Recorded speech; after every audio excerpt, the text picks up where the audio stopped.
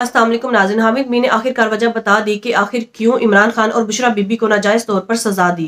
इसके पीछे क्या मकसद था, इस पर हामिद मीर ने बड़ी तफसीली गुफ्तगू की और बड़े हकाइक से पर्दा हटा दिया और बड़े जज्बाती अंदाज में सच बताया। आइए पहले हामिद मीर की गुफ्तगू सुनते हैं, फिर इस पर बात करते हैं। आज फैसला सुनाया गया है। एक तो ये फैसला जो है ये जेल के अंदर ट्रायल हुआ, ये ओपन कोर्ट नहीं था, लेकिन फैसले के बारे में हमें ऑलरेडी अंदाजा था कि क्या फैसला आएगा। लेकिन हैरानी मुझे ये हुई है कि जो खावर मानेका साहब हैं, इनका मुझे याद है कि 2018 में इन्होंने एक वीडियो स्टेटमेंट दिया था और उस वीडियो स्टेटमेंट में उन्होंने ये कहा था कि जी वो इमरान खान को अपनी शादी के टूटने का जिम्मेदार नहीं समझते और यहाँ तक अल्फाज इस्तेमाल किए थे उस वीडियो स्टेटमेंट में इन्होंने कि बुशरा बीबी जो है वो दुनिया की सबसे नेक तरीन खातून है। और उन्होंने इन रूमर्स को मुस्तरद किया था कि जी वो बड़े नाराज हैं कि जी बुशरा बीबी ने इमरान खान के साथ शादी क्यों कर ली। तो मुझे याद है कि उस वक्त फिर बहुत से जो करीबी लोग थे इनके, और उसमें ऐसे लोग भी शामिल हैं जो बाद में गवाह बन गए इमरान खान के खिलाफ, उनसे हमने पूछा था तो वो सारे कह रहे थे जी कि तमाम जो कानून है उसके मुताबिक ये शादी हुई है। अब मुझे समझ नहीं आती कि किस तरह खावर मानेका साहब जो हैं उन्होंने एक नई स्टेटमेंट दी है और वो कह रहे हैं जी इमरान खान साहब जो हैं वो अभी से नहीं बल्कि 2014 से उनके बुशरा बीबी के साथ ताल्लुकात थे। तो मुझे याद है, अल्फाज मुझे याद है कि इन्होंने जो 2018 में जो वीडियो स्टेटमेंट दी थी उसमें लफ्ज इस्तेमाल किया था, मैं अल्लाह ताला को हाजिर नाजर जानकर कहता हूँ।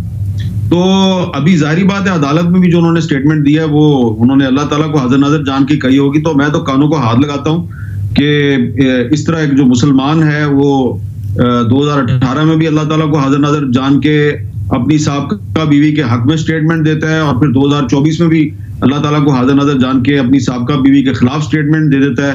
तो मैं तो इस पर काफी परेशान हूँ क्योंकि मुझे लग रहा है कि ये एक मिसाल कायम हो गई है और किसी को इस पर खुश नहीं होना चाहिए। अगर इस तरह की एक मिसाल इमरान खान को बनाया गया है तो फिर जो बाकी सियासतदान है वो अपनी खैर मनाएं, क्योंकि सारे के सारे शीशे के घरों में रहते हैं। तो किसी और के साथ भी इस तरह का वाकया हो सकता है, किसी और के साथ भी इस तरह का मुकदमा जो है वो बन सकता है। और ये मुझे लगता है कि ये एक नई शुरुआत है, this is just a new beginning. देखिए मुझे जो लगता है ना कि वो ये बनाया क्यों गया है, क्योंकि खावर मानेका साहब जो है ये पिछले साल आपको याद होगा कि इनको सितंबर में पंजाब एंटी करप्शन ने गिरफ्तार किया था और उस गिरफ्तारी के बाद जब ये कुछ दिनों के बाद रहा हुए तो फिर उसके बाद उन्होंने अपनी साबका बीवी के बारे में ये मौक़िफ़ इख्तियार किया। जब इमरान खान साहब वजीर आजम थे तो ये साहब जो हैं ये अपने एक बेटे के जरिए अपनी साबका बीवी से बहुत से काम करवाया करते थे और वो भी मेरे इल्म में है और ये बड़े खुश थे। तो अब जब इन्होंने ये एक नया मौक़िफ़ इख्तियार किया है तो मुझे ये लगता ये है कि इसके नतीजे में जो असल वजह है ये क्यों हुआ है, असल वजह यह है कि इमरान खान रियासत मदीना की बात करते हैं। तो ये जो ऊपर नीचे 3 अदालती फैसले आए हैं इस हफ्ते में, तो एक फैसले में साइफर केस में इमरान खान को एंटी स्टेट डिक्लेयर कर दिया गया जी, उन्होंने स्टेट सीक्रेट्स को डिस्क्लोज किया। तोशाखाना केस में उनको फाइनेंशियली करप्ट साबित कर दिया गया। और ये जो केस है इसमें जो जिस दफा के तहत इनको इमरान खान को सजा दी गई है तो उसके तहत इनको बदकार करार देने की कोशिश की गई है। तो वो जो है ना कि ये रियासत मदीना का दावेदार है, तो इमरान खान साहब को उन्होंने एंटी स्टेट भी डिक्लेयर कर दिया, फाइनेंशियली करप्ट भी साबित कर दिया। इस फैसले के जरिए उनको बदकिरदार भी साबित करने की कोशिश की गई। तो असल मकसद ये है कि 8 फरवरी को जो इलेक्शन है तो इलेक्शन से पहले इस तरह के फैसले आए कि जो वोटर अभी भी इमरान खान को वोट डालना चाहते हैं उनका माइंड तब्दील हो जाए। तो मुझे ये इसके पीछे ये सियासी मंतक नजर आती है इस फैसले के पीछे। अब अचानक उन्होंने ये कह दिया है जी कि बुशरा बीबी के जरिए मेरे से डील करने की कोशिश की गई है। तो लेकिन इसमें क्योंकि पाकिस्तान में माजी में इस तरह जो सियासतदान हैं जो जेल में थे तो जेल में उनको भेज के उनके साथ डील करने की कोशिश की गई। ये नवाज शरीफ साहब के साथ भी हुआ, उनके साथ डील करने की कोशिश की गई, उन्होंने डील कबूल कर ली। पहले वो सऊदी अरब चले गए, फिर वो लंदन चले गए। इसी तरह यूसुफ रजा गिलानी साहब जब अडयाला जेल में थे तो मुझे याद है उनके साथ भी एक डील करने की कोशिश की गई। एक हुकूमत की शख्सियत जो है वो जेल में उनके साथ मिलने गई लेकिन उन्होंने वो डील कबूल नहीं की थी। तो हो सकता है कि इमरान खान साहब के साथ भी जेल में को डील करने की कोशिश की गई हो, क्योंकि माजी में ऐसा होता रहा है। लेकिन सोचने की बात यह है कि जिस आदमी के बारे में ये कहा जा रहा है कि ये मॉरली भी करप्ट है, ये फाइनेंशियली भी करप्ट है, ये एंटी स्टेट भी है, और मुझे लगता है कि 9 मई के वाकयात पे अभी किसी अदालत का फैसला आना है तो उसमें दहशतगर्द भी साबित किया जा सकता है, और इनकी पार्टी को तो दहशतगर्द कहा भी जा रहा है। तो अगर ये वाकई 9 मई के वाकयात जो है वो इमरान खान की प्लानिंग थी और ये दहशतगर्द हैं, तो फिर किसी दहशतगर्द के साथ जो है वो बातचीत या डील कैसे हो सकती है? मेरे लिए बड़े हैरानी की बात है। एक तरफ इमरान खान को आप दहशतगर्द कहते हैं, दूसरी तरफ उसके साथ डील करने की कोशिश कर रहे हैं। तो मेरा ख्याल है कि आज जब उसी जज मोहम्मद बशीर ने एक मुकदमे में इमरान खान को सजा दी है, तो नवाज शरीफ साहब को और उनके जो बाकी साथी हैं उनको खुश नहीं होना चाहिए।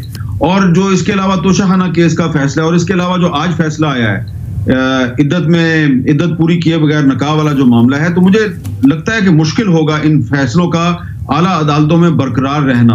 और अगर ये फैसले आला अदालतों में बरकरार नहीं रहते तो उसके बाद फिर इमरान खान के खिलाफ 9 मई के वाकयात के हवाले से कोई नया अदालती फैसला लाने की कोशिश की जाएगी। नाज़रीन, इमरान खान हमेशा रियासत मदीना की बात करते थे, इस्लाम की बात करते थे, और वो कहते थे कि मुल्क में रूल ऑफ लॉ होना चाहिए, इस्लामी तालीमात होनी चाहिए। जिस तरह से रियासत मदीना में हर एक के लिए रूल ऑफ लॉ था, हर एक के लिए इंसाफ बराबर था, इमरान खान बिल्कुल ऐसी ही रियासत चाहते थे। अब तोशाखाना केस में, साइफर केस में इमरान खान को सजा दिलवाने के बाद मुबैना तौर पर इनका प्लान ये था कि किसी न किसी तरह से इमरान खान की कैरेक्टर असैसिनेशन की जाए, ताकि अवाम के दिलों में जो इमरान खान के लिए मोहब्बत है उसको कम किया जा सके। क्योंकि इमरान खान रियासत मदीना की बात करता था, खत्म नबूवत की बात करता था, इसीलिए इन्होंने सोचा कि अवाम के दिलों में इमरान खान के लिए मनफी प्रोपेगेंडा करके अवाम की नजर में खत्म किया जाए, ताकि लोगों को इस तरह से बेवकूफ बनाया जाए कि इमरान खान जो खुद रियासत मदीना की बात करने वाला इंसान सही तरह से निकाह भी नहीं कर पाया, और अवाम को इस तरह का तासुर देने की कोशिश की गई। बेसिकली ये इमरान खान के वोटर्स और सपोर्टर्स को बेवकूफ बनाने का एक हरबा था, ताकि अवाम पीटीआई को वोट ना दे। लेकिन नाज़रीन, शायद इनको अंदाजा नहीं था कि ना तो ये भुट्टो का दौर है और ना ही बेनजीर का, यानी ना ये 80s का दौर है ना ही 90s का, ये 2024 है, ये 2024 की गयूर अवाम है। अब ये मजीद बेवकूफ नहीं बनेगी। इन्होंने इमरान खान की जितनी किरदार कशी करनी है कर ले, झूठा साबित करना है कर ले, जितना बदनाम करना है कर ले, लेकिन नून लीग और इनके सहूलतकारों को इन सब से अब कोई फायदा नहीं होगा, क्योंकि अवाम को अब इन सब हरबों से कोई फर्क नहीं पड़ता। क्योंकि इमरान खान वो वाहिद लीडर है जिसने UN में खड़े होकर खत्म नबूवत की बात की, इस्लाम की बात की।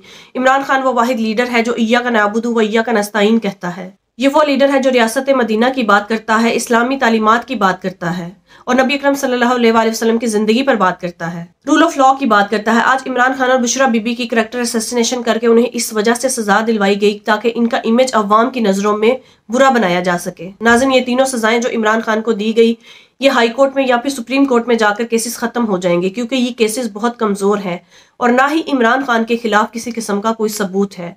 ये बात तो पूरी दुनिया जानती है कि इमरान खान हक पर खड़े हैं और सच्चे हैं, और सच्चे लोगों की मदद अल्लाह पाक खुद करते हैं, और हक और सच पे चलने वाले का साथ अवाम भी देती है। यही वजह है कि अवाम इस वक्त इमरान खान के साथ डटकर खड़ी है। अब सबको सिर्फ 8 फरवरी का इंतजार है और आप देखेंगे कि अवाम किस तरह से इमरान खान को खुलकर सपोर्ट करती है, क्योंकि इमरान खान हक और सच पर खड़े हैं। इसी वजह से अल्लाह ने भी अवाम के दिलों में इमरान खान के लिए मोहब्बत और अकीदत डाल दी है।